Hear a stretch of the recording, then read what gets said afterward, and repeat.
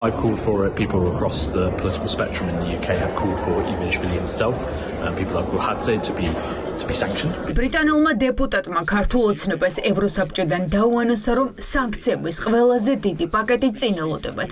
ევროსკოპთან ინტერვიუში ჯეიმს მაკლერი პირდაპირ ამბობს, რომ დიდი ბრიტანეთის პარლამენტის წევრები გააგრძელებენ მთავრობასთან მუშაობას, რომ არა მხოლოდ ხალხის დარბევაზე პასუხისმგებელი პირები დაასანქცირონ, არამედ ივანიშვილი და მისი გარემოცვა, რომლებსაც ბრიტანული სანქციების ყველაზე მეტად ეშინიათ. I've called for it. People across the political spectrum. დიდ ბრიტანეთში ყველა პოლიტიკურ სპექტრს მოუწოდე, რომ სანქციები დაუწესონ ბიძინა ივანიშვილს და მის უახლოეს პირებს, რადგან ისინი არიან ადამიანები, რომლებიც გადაწყვეტილებებს იღებენ და რომელთა აქტივებიც ან ლონდონში, ან ბრიტანეთის საზღვრის მიღმა ტერიტორიებზეა განთავსებული, ბერმუდისა და ვირჯინიის კუნძულებზე. ჩვენ ძალიან მძიმედ შეგვიძლია ამ ხალხზე ზეგავლენის მოხდენა. საკმაოდ შესამჩნევია, როდესაც დიდი ბრიტანეთის საუბრობს სანქციებზე. ქართული ოცნება ამას პირდაპირ პასუხობს. აშკარაა, რომ ამას მძიმე ეფექტი ექნება. ჩვენ გავაგრძელებთ ზეწოლას მთავრობაზე, რომელიც უკვე დგამს ნაბიჯებს ამ მიმართულებით. ახალი სანქციები უკვე დაუწესდა რამდენიმე ადამიანს, მაგრამ ჯერ არ მივსულვართ სასურველ წერტილამდე, სადაც გვინდა რომ ვიყოთ, როცა დასანქცირდება ივანიშვილი და მისი წრე. ვიცით, სად არის პრობლემა. გავაგრძელებთ ზეწოლას მთავრობაზე და იმედი მაქვს, რომ მთავრობა აქამდეც მივა. We'll keep asking for that and hopefully the government will get there eventually. ევროსაბჭოს საპარლამენტო ასამბლეაზე საქართველოს მთავარი თემა. პირველად საქართველოს ისტორიაში მართველი პარტიის დეპუტატები სესიას არ ესწრებიან. ანტიდემოკრატიული ნაბიჯების გამო მათ შეზღუდვები დაუწესეს, თუმცა ქართულ ოცნებას მძიმე დღეები წინ ელოდება. დღეს გადაწყდა, რომ ხუთშაბათს აქ საქართველოს შესახებ საგანგებო დებატები იქნება. Nobody forces the countries to join the Council of Europe. არავინ აიძულებს ქვეყნებს ევროსაბჭოს წევრობას, მაგრამ თუ ისინი გადაწყვეტილებას იღებენ, პატივი უნდა სცენ ჩვენ სტანდარტებს. თუ საჭიროა დელეგაციებს უფლებამოსილება შევუჩეროთ, მოდით გავაკეთოთ ასე. თუ დავაინიცირებთ წევრობის შეჩერებას იმ ქვეყნებისთვის, რომლებიც აშკარად არ სცემენ პატივს ჩვენ სტანდარტებს და უარს ამბობენ ჩვენთან თანამშრომლობაზე, მოდით შევუჩეროთ. ნუ შეგვეშინდება. ეს განცხადება რუმინელმა დეპუტატმა სხდომაზე იმ დროს გააკეთა, როცა დეპუტატები რეჟიმის რუსული სტილის რეპრესიებზე მსჯელობდნენ. ოცნება ღიად დადგა რუსეთის და ბელორუსის გზას. ამიტომ ევროსაბჭომ ახლა უმნიშვნელოვანესი გადაწყვეტილება უნდა მიიღოს. შეუჩერებენ თუ არა ფორმალურად ივანიშვილის გუნდს უფლებამოსილებას ევროსაბჭოში. ასობით დემონსტრანტი და ჟურნალისტის სცემეს, თუმცა არც ერთი პოლიციის ოფიცერი არ მიუციათ პასუხისგებაში, რაც კითხვის ნიშანს არტოვებს იმაზე, ვინ დგას ამ ძალადობის მიღმა. ევროპის საბჭოს კონგრესმა ღიად თქვა, რომ ადგილობრივი არჩევნები ვერ ჩატარდება ამჟამინდელი კრიზისის გადაჭრის გარეშე. როგორც ჩვენმა ასამბლეამ იანვარში თქვა, ახალი არჩევნები იქნება ნაბიჯი წინ. ამასთან უნდა ახლდეს რეპრესიების დასრულება და პოლიტიკური პატიმრების გათავისუფლება. By the end of repression and release of all political prisoners. ევროსაბჭომ უმკაცრესი ზომების გატარება რეჟიმის წინააღმდეგ მას შემდეგ დაიწყო, რაც ივანიშვილის გუნდმა ევროსაბჭოს რეზოლუციის მოთხოვნები არ შეასრულა. პოლიტპატიმრების გასათავისუფლებლად და ახალი არჩევნების თარიღის გამოსაცხადებლად ოცნებას სამთვიანი ვადა ჰქონდა.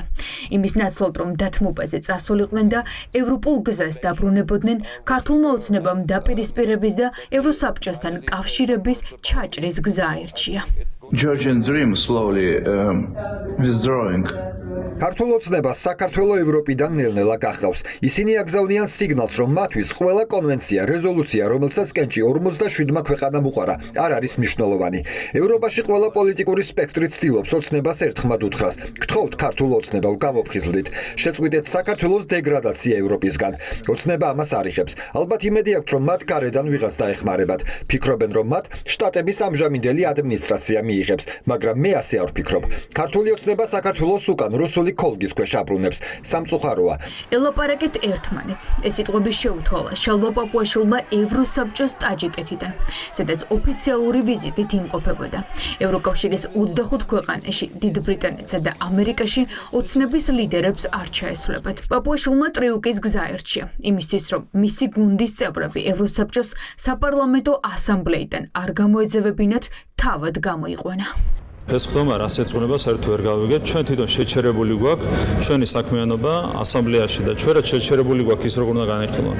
აბსურდში არის ევროპული ბიუროკრატია შესული ამ შემთხვევაში. ელაპარაკონ ერთმანეთს, რახან არ უნდათ რომ იყოს ინკლუზიური დიალოგი და ხედავთ რომ მათ უნდათ ყვირილი და არა დიალოგი. ჩვენ დღეს დელეგაცია დაკომპლექტებული არ გვყავს პასესი, ამიტომ ვერანაირი დელეგაციის უფლებამოსილების ცნობა არ ცნობის საკითხი ვერც იქნება განხილული. ევროსაბჭოში არ მოიძებნება ერთი პოლიტიკოსიც კი 47 ქვეყნიდან, რომელიც ოცნების რეჟიმის რუსული სტილის რეპრესიებს მხარს უჭერს.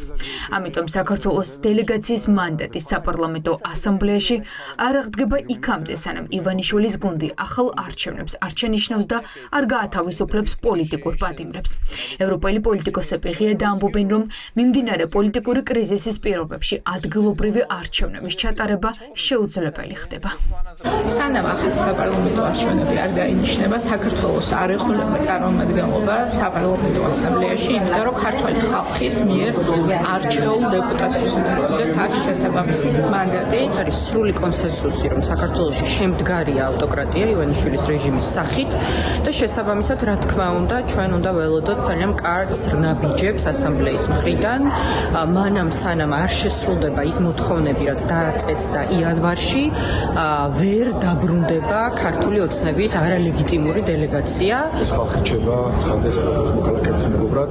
პრობლემა არის რეჟიმი, რომელიც მართავს ქვეყანას და რომელიც პრაქტიკულად ცდილობს ჩაახშოს ყველა წინააღმდეგობის კერა საქართველოში და ეს წინააღმდეგობის კერები არის თავისუფალი მედია, ეს არის თავისუფალი სამოქალაქო საზოგადოება, ეს არის პროტესტი, რომელიც არის უსწავლელი და ეს არის ოპოზიციური პარტიები.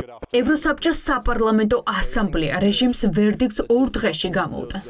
ხუთშაბათს გახდება ცნობილი, რა სტატუსი ექნება ქართული ოცნების დელეგაციას ევროსაბჭოში, რომლის ყოფნა არ ყოფნის საკითხი დღის წესრიგში 30 წლის განმავლობაში პირველად დადგა.